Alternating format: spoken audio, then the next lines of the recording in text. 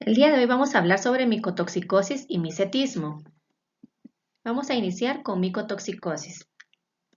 En 1962 hubo una muerte repentina de más de 100.000 pavos en Inglaterra y por supuesto también otros animales. Pero, ¿qué fue lo que sucedió? Entonces, hubo un brote de una enfermedad desconocida que, como hemos dicho, ¿verdad? Mató más de 100.000 pavos en Inglaterra.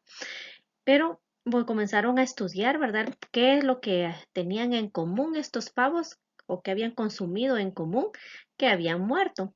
Entonces lo que se dieron cuenta es que habían ingerido harina de maní que provenía de Brasil y de África, donde confirmaron que había un metabolito secundario que era producido por un hongo llamado Aspergillus flavus y actualmente esa micotoxina se conoce como aflatoxina. Dentro de la epidemiología vamos a ver que en países en vías de desarrollo es más frecuente. Se dice que aproximadamente el 25 a 50% de todas las mercancías producidas a nivel mundial, especialmente en alimentos básicos, están contaminados con algún tipo de micotoxina. Por ejemplo, cereales como el trigo, el maíz, el arroz, sorgo, etcétera. También las manías podrían ser, ¿verdad? Las nueces. Y se ha asociado a carcinoma hepatocelular. Como vamos a ver que se ha visto que hay altas incidencias en el carcinoma hepatocelular en Asia, en África, también en la China. Sin embargo, también se ha visto que es más frecuente incluso en países en vías de desarrollo.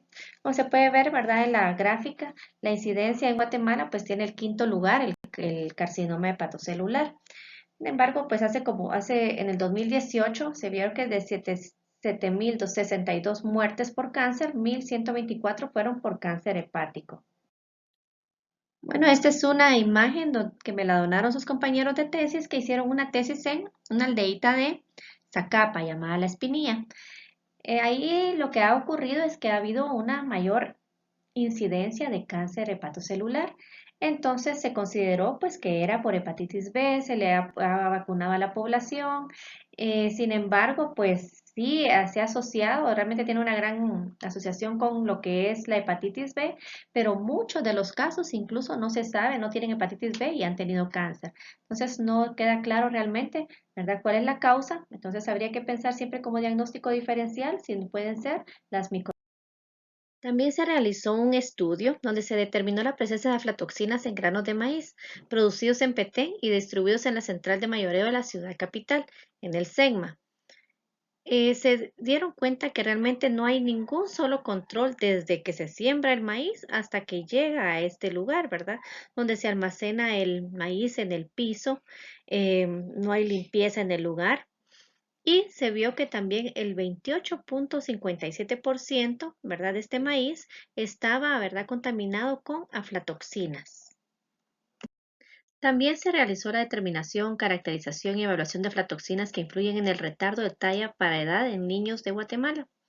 Se evaluaron los alimentos que consumían y se dieron cuenta que estaban contaminados con aflatoxinas y fumonicinas. Normalmente podrían tener 20 partículas por billón, sin embargo, algunas están contaminadas hasta con 6.000 partículas por billón, principalmente en los departamentos de Petén y Suchitepeques. También se realizó el análisis de 5 diferentes micotoxinas en alimentos que eran dados a las aves de corral, en donde encontraron también que los alimentos estaban contaminados con aflatoxinas, fumonicinas, tricotecenos, lo cual puede traer, ¿verdad?, muerte a los animales o enfermedad, pero también pueden llegar a afectar al humano, ya que nosotros al consumir la carne de estas aves, ¿verdad?, también nos podemos enfermar, como veremos más adelante. Actualmente se ha visto un aumento de casos de cirrosis hepática, principalmente llama la atención en el grupo de indefinidos o idiopático, que hay un 39% y principalmente a veces en mujeres, en donde no se encuentra una causa o un factor de riesgo que predisponga a la cirrosis. Se ha pensado, incluso se ha hecho estudios para determinar si hay presencia de micotoxinas.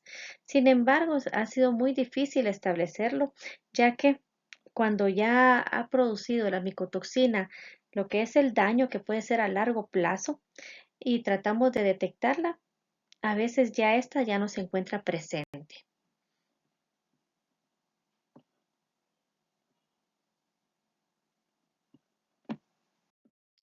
Entonces, ¿qué es la micotoxicosis?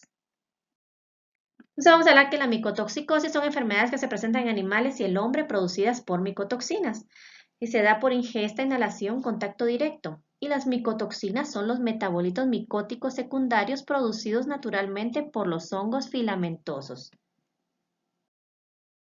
¿Cuál es la vía principal de intoxicación por micotoxinas? Entonces pensemos cuál es la vía principal.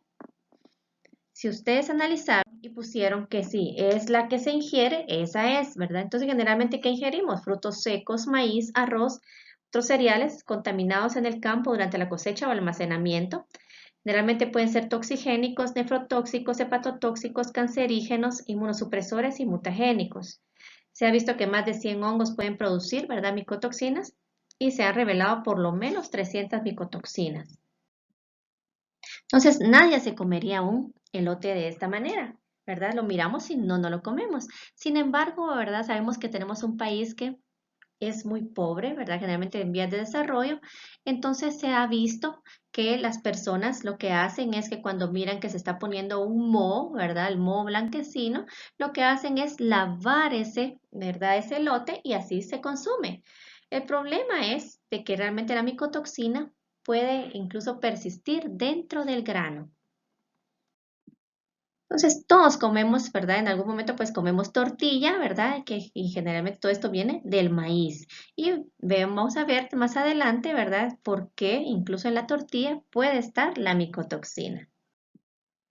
Entonces, se necesita un control, ¿verdad? Para que realmente no haya crecimiento de hongos. Entonces, ¿dónde no le gusta crecer al hongo? Donde hay poca humedad en el alimento. Si hay poca humedad, el hongo no crece. Debemos mantener el alimento fresco, lo cual a veces, muchas veces no pasa, sino que ahí está almacenado, ¿verdad? Guardado. Mantener el equipo limpio, mantener el grano intacto hasta un secado adecuado o usar también inhibidores de hongos. Entonces, existen micotoxicosis aguda y micotoxicosis crónica. Pues la aguda se ha relacionado con deterioro de la función renal y hepática, lo que lleva a la muerte en casos extremos. Se ha visto que hay interferencia con la síntesis de proteínas, pero también puede haber una sensibilidad de la piel afectada, produciendo necrosis de piel, produciendo también inmunodeficiencia y algunas neurotoxinas producen temblor en pequeñas dosis y daño cerebral o la muerte en dosis ligeramente superiores. Esto ha sido, como le digo, más que todo documentado en animales. Aunque sin embargo, pues vamos a ver más adelante casos que han sido, generalmente han sido brotes, ¿verdad? Esporádicos, pero también han producido micotoxicosis aguda. En algunas ocasiones también lo que es la comida contaminada con hongos, como por ejemplo los elotes que están muy contaminados, se los dan a los cerdos, lo cual puede llegar a producir la muerte, ¿verdad? Por una micotoxicosis aguda. La micotoxicosis crónica está asociada a la inducción de cáncer, principalmente de hígado, riñón y esófago. La característica de esta micotoxicosis es que generalmente no se detecta en el momento de la ingestión, ya que pueden ser pequeñas dosis, solo que a largo plazo. Y entonces se piensa en ella hasta que la enfermedad, ¿verdad?, está muy avanzada. Sin embargo, como mencionamos anteriormente, muchas veces no se encuentra ya la micotoxina que afectó. La replicación del ADN también se ve afectada, produciendo efectos mutagénicos y teratogénicos. Existen factores causantes en la variación de los efectos, por ejemplo, la edad. Los extremos de la vida, ¿verdad? Pueden ser pacientes que pueden estar más afectados. También se ha visto el estado nutricional. Un paciente desnutrido podría llegar a tener más consecuencias de micotoxicosis que uno que esté bien nutrido. También otras enfermedades como hepatitis B, que generalmente si se acompaña de otra micotoxina, podría llegar a presentar enfermedades hepáticas como cirrosis o ya sea cáncer hepático. También el alcance de la exposición, ¿verdad? O sea, la cantidad de micotoxina y la duración de esta, las vías de exposición o exposición a otras toxinas, como una toxina, ¿verdad? Una micotoxina podría llegar a ser agonista de otra micotoxina. Las carnes de cerdo, aves, rumiantes, incluso los granos o cereales, también pueden contener, ¿verdad?, ciertos niveles de micotoxinas. Sin embargo, si se pasan, ¿verdad?, de lo que dice ahí alto, ¿verdad? O sea, si es más alto de lo que está ahí, entonces se considera que este producto, ¿verdad?, no se debe consumir por el riesgo de micotoxicosis. Sin embargo, sabemos que aquí en Guatemala, pues sí hay controles, pero no del todo, de todos los productos, ya que estos llegan a veces directamente a los mercados o a los lugares de venta y no son regulados. Vamos a ver acá que también podemos hablar de micotoxicosis primaria y micotoxicosis secundaria. Cuando hablamos de micotoxicosis primaria es porque hay una infección fúngica, generalmente está el hongo contaminando el grano, se forman las micotoxinas y el hombre consume esas micotoxinas. Eso se le llamamos micotoxicosis primaria. Sin embargo, también es importante recordar que cuando el animal consume micotoxinas, ¿ya? Nosotros podemos comer lo que es estas carnes o consumir los lácteos y llegar a tener alguna micotoxicosis secundaria. También aquí están todos los hongos que pueden producir las diferentes micotoxinas y que están asociados, depende, ¿verdad?, el cereal o el grano que tengan predilección. Entonces vamos a ver que aquí tenemos los principales que vamos a ver el día de hoy, que está el Aspergillus, Penicillium, Claviceps, Stachybotrys y el Fusarium. Y vamos a ver aquí la clasificación por micotoxinas. Entonces, esto es si lo vemos así, pues se ve difícil, pero es fácil. Vamos a ver que el hongo Aspergillus produce aflatoxinas, ¿ya? Y comienza con A, Aspergillus aflatoxinas. Vamos a ver aquí que citrinina, pues generalmente es producida, ¿verdad? Por Penicillium y Aspergillus, igual que ocratoxina. Entonces, citrinina y ocratoxina son producidos por los hongos Aspergillus y Penicillium. Los alcaloides del cornezuelo son producidos por el hongo Claviceps con C, cornezuelo Claviceps. Y Fusarium, ¿verdad? Produce fumonicinas con F. Y ahora pues los tricotecenos, pues sí están principalmente, pues lo que es Fusarium, Stachybotrys, Trichoderma y Cephalosporium.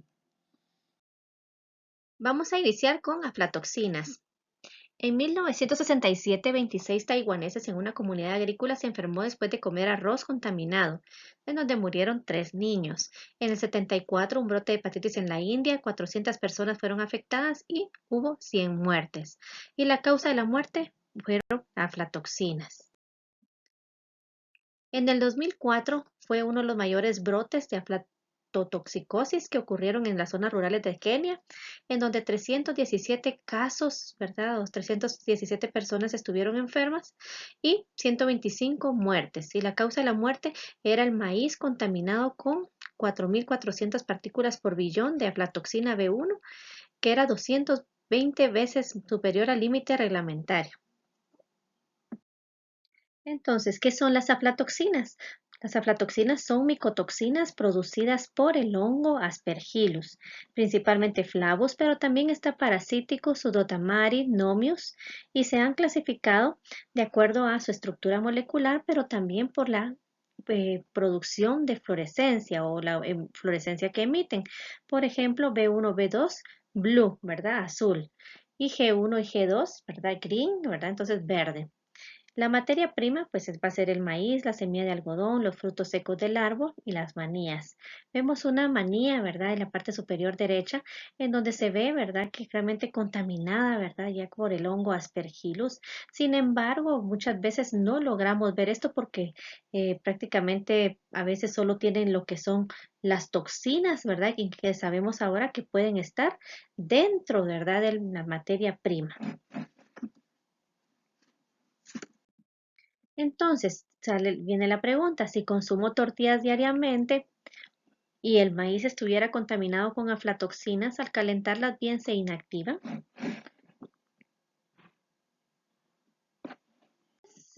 Pues el problema es que son resistentes al calor. Y no solo eso, sino que son incoloras, no tienen olor, no tienen sabor. ¿Qué significa? Que si yo lavo ese maíz, ¿verdad? Yo miro que tiene este hongo y lo lavo. Entonces, como no tienen sabor, no tienen olor, son incoloras, ¿ya? Entonces no me voy a dar cuenta que realmente la toxina queda introducida dentro del grano. Entonces, ese es un problema, ¿verdad? Que realmente no solo es de lavar las cosas, ¿verdad? Sino que también esta aquí simplemente hay que desecharlas y tener un mejor control de los hongos para el crecimiento. Se ha considerado que el B1 es el carcinógeno natural más potente. Solo el 50% de los aspergillus producen aflatoxinas, principalmente el flavus, y se mantiene una regulación sobre las concentraciones máximas autorizadas en los productos alimenticios, principalmente en países industrializados, en donde se ve que realmente los granos pueden tener, ¿verdad? Como máximo 20 partículas por billón, la leche, por ejemplo, 0.5 partículas por billón o algunos alimentos 4 partículas por billón. Lo importante de esto es que si se pasan de ese límite reglamentario, entonces no se recibe ese producto. Y al no se recibirse ese producto, puede quedarse en los países, ¿verdad? Que generalmente en vías de desarrollo como en Guatemala, en donde podrían llegar a causar, ¿verdad? Ya los efectos o enfermedades que vamos a ver de aquí en adelante. La aflatoxicosis aguda se da por el consumo de altos niveles de aflatoxinas en periodos relativamente cortos o días. El órgano más afectado por la aflatoxina B1 es el hígado y las lesiones primarias incluyen necrosis hemorrágica, esteatosis hepática, hemorragia o ictericia y todo esto realmente estamos hablando, ¿verdad?, de una insuficiencia hepática aguda que puede llevar a la muerte en horas o días. Como vemos en la derecha es una foto de un paciente real, ¿verdad?, de Kenia, que también había consumido alimentos contaminados con aflatoxinas en altos niveles. Entonces desarrollaron insuficiencia hepática aguda y solo esperaban la recuperación o la muerte. Entonces, ¿por qué se da esto? Porque vamos a ver que hay una transformación de aflatoxinas, como ustedes vieron, ¿verdad? Cuando vieron lo que eran los xenobióticos o xenobióticos, vamos a ver que aquí está la aflatoxina B1. Entonces, generalmente va a pasar por el citocromo P450 y pues pasa por la primera fase en donde se hidroxilan los metabolitos y son eliminados, no hay problema. El problema es que puede pasar a una fase de epóxido, pero sin embargo aquí, ¿verdad? También se forman dihidrodioles o también, ¿verdad? Se puede a través del glutatión, ¿verdad? Puede formarse ácido mercaptúrico que también se elimina por la orina, no hay problema. Pero cuando muchas veces hablamos de una intoxicación aguda, estas, como es tanta la cantidad, ¿verdad? No da tiempo que realmente se formen estos metabolitos que se eliminan, sino que se va a ir a unir a proteínas. Y el problema es que cuando se une a las proteínas, ¿verdad? Puede inhibir, ¿verdad? Lo que es la actividad prácticamente celular y producir toxicidad y muerte celular. Y es por eso es que generalmente se asociaba a una aflatoxicosis aguda. Sin embargo, muchas veces en pequeñas cantidades, ¿verdad? Pero generalmente constantes, muchas veces estas toxinas pueden también llegar a unirse al ADN y vamos a ver por qué mecanismo en algún momento puede producir cáncer. Y esto es generalmente aflatoxicosis crónica. La exposición crónica, esta es la más común, pero es la más difícil de diagnosticar, ya que generalmente estamos consumiendo bajos niveles, ¿verdad? Bajos niveles de aflatoxinas, ¿ya? Pero generalmente por largos periodos. Entonces la aflatoxina B1 no es mutagénica por sí sola, generalmente necesita una biotransformación, como vimos en la diapositiva anterior, y el órgano más severamente afectado es el hígado. Y también el cáncer, pues se ha visto que se da porque cuando se da este efecto mutagénico, pues se activan protocogenes principalmente, ¿verdad? El CMYC o de la familia RAS. También hay mutación del gen P53, que sabemos que es el guardián del genoma. Y todo esto, pues ya sabemos que lo que produce, pues es carcinoma hepatocelular o daño también a nivel del hígado. También se ha visto que los pacientes que presentan hepatitis B también y encima pues consumen aflatoxinas, pues pueden desarrollar, ¿verdad? De una manera más fácil, ¿verdad? El carcinoma hepatocelular. Y aquí vemos fotos reales, ¿verdad?, del brote que ocurrió en Kenia, en donde, ¿verdad?, personas adultas, niños y también animales sufrieron de insuficiencia hepática aguda. Otra micotoxina es la citrinina, que es producida por los hongos Penicillium y Aspergillus. Penicillium citrinum principalmente, y que se le puso así por la coloración característica que da en el cultivo, color citrino. También, ¿verdad? Se sabe que este hongo crece principalmente en el trigo, avena, centeno, maíz, cebada y arroz. Entonces, la citrinina se ha asociado a beriberi cardíaco agudo maligno, enfermedad del arroz amarillo, principalmente por penicillium.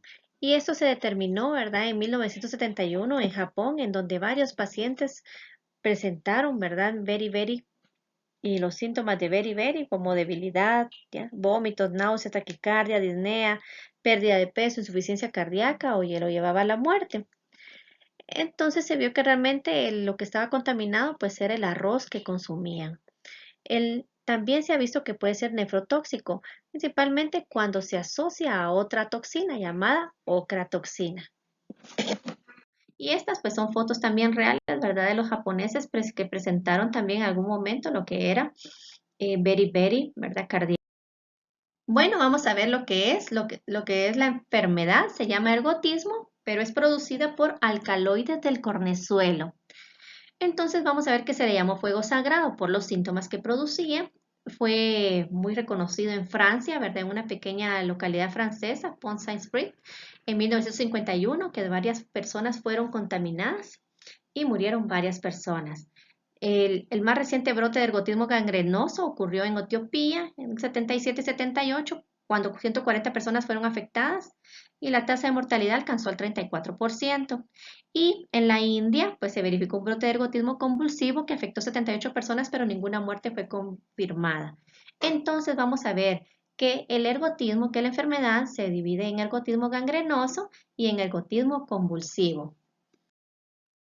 Bueno, y entonces salió una noticia que se llamaba en 1951, ahí en Francia, nos decía una extraña enfermedad siembra el terror en un pueblo de Francia. Entonces llegaron refuerzos médicos, enfermeras, psiquiatras. Entonces se decía que en 10 días la enfermedad ha costado 3 vidas, ha impulsado el suicidio a 6 personas, ha enviado a 23 al manicomio, hay grandes trastornos fisiológicos y mentales. Después se dieron cuenta que era pues a través de por el pan, ¿verdad? El pan que habían consumido de un lugar, pero la pregunta es ¿por qué, verdad? ¿Por qué habían delirios? Había todo como una locura, ¿ya? Imagínense, fue haber sido algo muy feo. Pero lo que pasa es que también ahora se sabe que los alcaloides del cornezuelo también tienen varios derivados y uno de ellos pues es el LSD, que es la droga, ¿verdad? Y es una droga, es el ácido lisérgico. Y eso era lo que producía los síntomas que se miran acá. Bueno, también se utiliza actualmente en el tratamiento en hemorragias, ya que en ese tiempo pues se vio que también tenía un efecto vasoconstrictor y ahora sabemos pues que actúan a nivel, ¿verdad?, de los receptores alfa-adrenérgicos. Sin embargo, también tienen efectos en neurotransmisores. Pero vamos a ver que en el siglo 19, los alcaloides de ergotamina servían como medicamento. Se comprobó que la ergotina en dosis adecuadas detenía las hemorragias en los partos y empezó la demanda de sustancias fabricadas a partir del cornezuelo. Actualmente se utiliza en el hospital la metilergotamina principalmente cuando hay atonía uterina, ¿verdad? Donde generalmente no para de sangrar y esto lo que hace es provocar esa vasoconstricción, ¿verdad? Produciendo de que ya no se siga, ¿verdad? Produciendo hemorragia. Entonces, como ya vimos, ¿verdad? Entonces vamos a ver que clavíceps es el que produce los alcaloides del cornezuelo.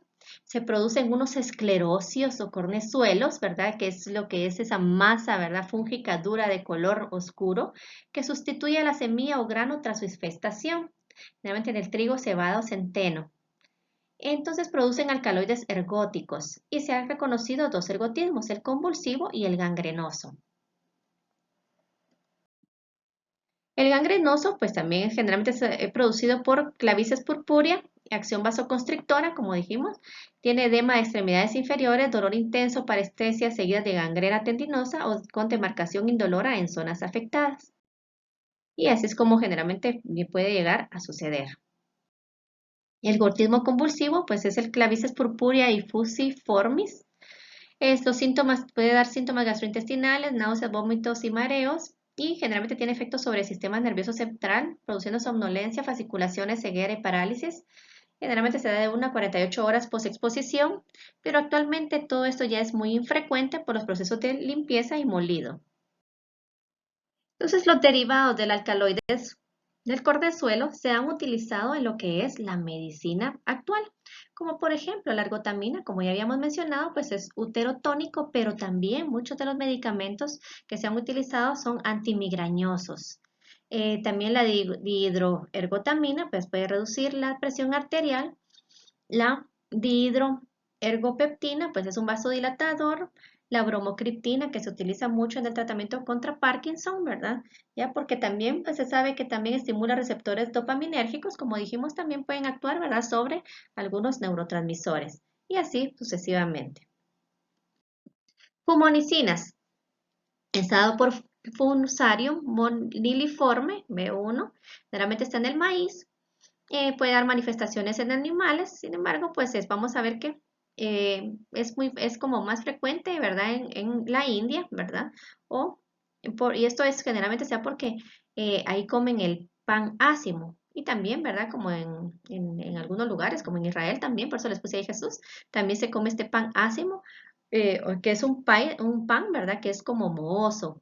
Entonces, y que le da el sabor especial. Pero esto lo que puede dar, pues es un dolor abdominal, borborismos y diarrea transitoria. El problema es que también se ha asociado actualmente, pues, con cáncer esofágico.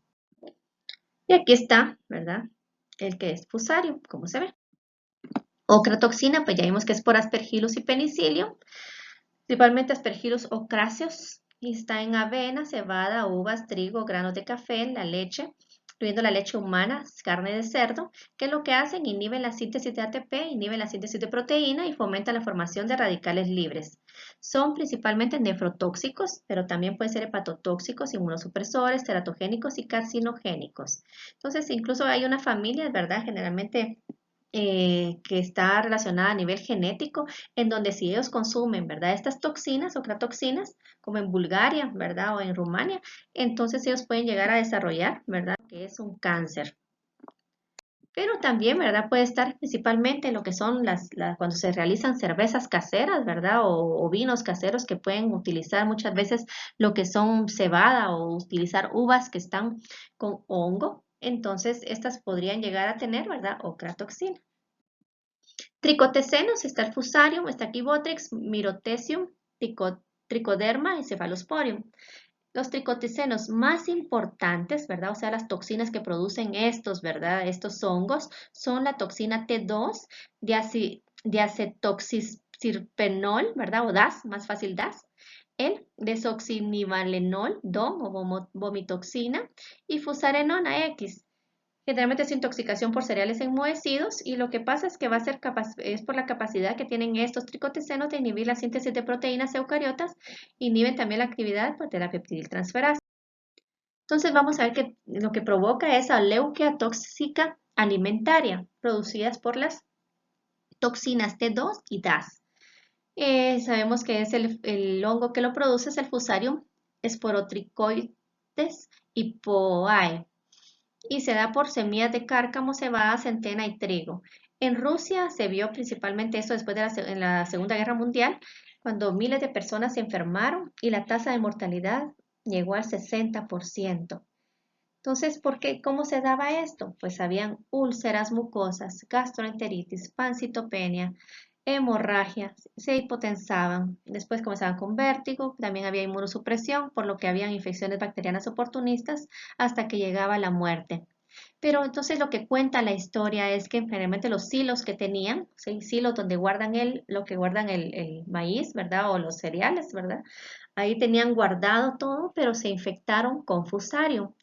Pero entonces comenzaban a comer, incluso sabiendo que los síntomas que estaban teniendo eran por ese mismo, por el comer estos cereales, seguían comiendo y les daban a sus hijos. Y entonces uno dice, ¿por qué hacían esto? ¿Por qué aún así, verdad? Sabiendo que se morían al comer esto, seguían comiendo. Entonces muchas veces pues esto se explica porque el hambre era más fuerte que la razón. Entonces ahí sí que tenían hambre y solo eso había. Pero ¿será que solo ahí se da? No, eso es en todos los lugares, incluyendo nuestro país, lamentablemente. Entonces vamos a ver que los tricotes senos está esta Quibotriz y que generalmente se da por heno enmohecido y puede dar enfermedad en los caballos y ganados, pero sin embargo en el humano lo que va a dar es que el que toca ese heno, ¿verdad? Y se lo da a los caballos, ¿verdad? Con las manos, le puede dar una dermatitis de contacto, le puede dar también una inflamación de la mucosa, también puede incluso presentar fiebre, dolor torácico y leucopenia en humanos. Por eso es tan importante, ¿verdad? Preguntarle de qué trabaja y dónde trabaja y qué es lo que hace una persona.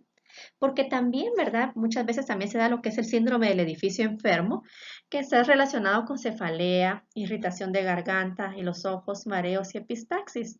Y simplemente se ha visto que es cuando hay hongos, ¿verdad? Un hongo negrito en las paredes, puede ser que sea, ¿verdad? Que esté infectado con estaquibotris, ¿ya? Pero también se ha visto que también en los lugares en la ventilación también puede estar adentro este hongo. Entonces, también se ha relacionado, se ha dicho, puede ser que tenga una asociación con la hemorragia pulmonar idiopática aguda en lactantes, aunque esto no se ha realmente establecido a ciencia cierta. Y aquí es como vemos, ¿verdad? Lo que son las dermatitis, ¿verdad? Tenemos que pensarlo y también miramos el hongo negro, ¿verdad? ¿Ya? De esta Stachybotrys. Bueno, el diagnóstico pues se ha realizado a través de ELISA, sin embargo, pues con ELISA todavía, ¿verdad? Muchas veces puede dar falsos negativos. Sin embargo, el mejor, ¿verdad? Va a ser la cromatografía de líquidos de alta resolución y vamos a ver que a grosso modo, pues es simplemente, vamos a ver que aquí tenemos el solvente, una muestra, se unen. Esto lo que va a hacer es que va a partir, por decir así, a esas macromoléculas, las va a partir y lo que hace es pasar por la columna y en cuando pasa por la columna le vamos a llamar, que vamos a buscar el compuesto o analito. Entonces al buscar ese analito lo que va a hacer es que se va a fijar, ¿verdad? De acuerdo a su afinidad y también la carga, ¿verdad? Se va a fijar en la columna y esto nos va a decir pues qué sustancia es la que estamos encontrando ahí. También pues actualmente pues ya se habla de un multitest, sin embargo todavía no ha sido aprobado. Actualmente no existe tratamiento. El manejo es sintomático. Se ha utilizado en ratas pues un inhibidor, ¿verdad? De la aflatoxina B1 llamada Oltipras, y que supuestamente aumenta la excreción de aflatoxinas, pero solo en ratas. También el selenio pues ha demostrado que inhibe la carcinogénesis de aflatoxina en la rata, pero no hay tratamiento actualmente hasta en el humano. Entonces, ¿cómo se previene? Pues si sabemos que nuestro país puede tener, ¿verdad? Una alta incidencia y prevalencia de esto, pues lo que tenemos que hacer es reconocer que tenemos un problema, ¿ya? Y que realmente hayan políticas, ¿verdad? De que realmente se pueda implementar programas donde se tengan medidas adecuadas para prevenir y reducir este problema. Cada año en Guatemala se presentan noticias lamentables como esta: tragedia en San Marcos por intoxicación con hongos venenosos. 2 niños murieron intoxicados por hongos venenosos en San Marcos. 4 hermanos consumieron hongos silvestres en San Marcos. Poco después los menores se enfermaron gravemente. 2 ya murieron y los otros 2 están hospitalizados de gravedad. Por lo tanto, es importante que nosotros conozcamos este tema que se llama micetismo. Bueno, ahora vamos a entrar a lo que es micetismo. Entonces, vamos a ver. Cuando hablamos de micotoxicosis, hablamos de que realmente consumíamos, ¿verdad?, metabolitos secundarios producidos por los hongos. Aquí es diferente. Micetismo es yo me como ese hongo. El micetismo es la intoxicación o envenenamiento causado por la ingesta de setas tóxicas o macrohongos. La mayoría pertenecen al grupo de los basidiomycetos, aunque también hay ascomycetos. Las toxinas de los hongos no son termolábiles y eso es muy importante porque no se destruyen ni se desactivan con la cocción o en el enlatado o congelados o la desecación. Las intoxicaciones la mayoría de veces se van a dar por accidente. Quiere decir que generalmente las personas consumen, ¿verdad? Hongos, principalmente en las áreas rurales donde crecen los hongos, pero toda esta educación, ¿verdad? Para realmente saber cuáles son tóxicos o cuáles se pueden consumir, se pasan de papá a hijo. Sin embargo, en algunas ocasiones, pues se pueden confundir, ¿verdad? Porque son muy parecidos y ahí vienen, ¿verdad? Las consecuencias. La epidemiología se reporta que en los centros de información toxicológica se dan de 2 a 6 posibles exposiciones por setas por cada 1000 consultas. En Guatemala generalmente podemos tener 40 a 60 casos al año, por lo que es muy importante que como médicos sepamos no solo diagnosticar, sino que cómo tratar, ¿verdad? Esas emergencias. Principalmente se van a dar por la manita, hifoloma, lepiota, rúsula. Las especies encontradas pueden producir misetismo muscarínico, gastrointestinal y faloidiano. El faloidiano pues se llama así, ¿verdad? Por las manitas faloides. El misetismo faloidiano es muy importante porque es el responsable del 95% de las muertes a nivel mundial. Y en Guatemala los fallecimientos informados muy probablemente se deban a este tipo de intoxicación. La clasificación se clasifican de acuerdo al periodo de incubación. Entonces, el periodo de incubación puede ser corto, llamado o precoz, o llamado también temprano, o un periodo de incubación largo o tardío. Entonces, cuando es corto, hablamos de que los síntomas se presentan en un periodo menor a 6 horas después de la ingestión del hongo. Mientras que en un largo tardío, cuando los síntomas se presentan en un periodo mayor de 6 horas, que puede ser incluso de días después de ingerir el hongo. Esto es muy importante también, ¿verdad? El ver el periodo de incubación, ya que se ha visto también de que el periodo de incubación corto, generalmente pues los síntomas van a ser neurotóxicos, puede presentarse con alergias gastrointestinales, ¿ya? Mientras que en un periodo largo muchas veces ya hablamos de hepatotoxicidad, nefrotoxicidad, también rabdomiólisis, incluso neurotóxicos. Entonces, periodo de incubación corto, pues vamos a ver que se puede dar gastroenteritis aguda, principalmente por boletus, rúsula, entoloma y agaricus. Y ahí están en las imágenes del lado derecho. El síndrome delirante generalmente puede producir gastroenteritis, pero también agitación psicomotriz, delirio, taquicardia, midriasis y somnolencias. Y se da por Amanita muscaria y Amanita panterina. Muscaria es ese que tiene puntitos, ¿verdad? ¿Ya? Y panterina, ¿verdad? Es el cafecito. El síndrome muscarínico o sudoriano, sudoración excesiva, epífora, bradicardia, náuseas, vómitos y dolor abdominal, y va a ser también producida por Amanita muscaria, el rojito, e inocibe, que está del lado derecho. El síndrome alucinógeno, ¿verdad? Que puede dar cuadros psicóticos, alucinaciones, delirios, confusión, generalmente alteraciones psiquiátricas permanentes, y este también se da por psilocibe e inocibe. El síndrome coprínico, ¿verdad? Entonces muchas veces algunos hongos no se llevan bien con el alcohol, el comer hongos e ingerir alcohol dan el efecto disulfirán y eso es porque se inhibe la acetaldehído deshidrogenasa.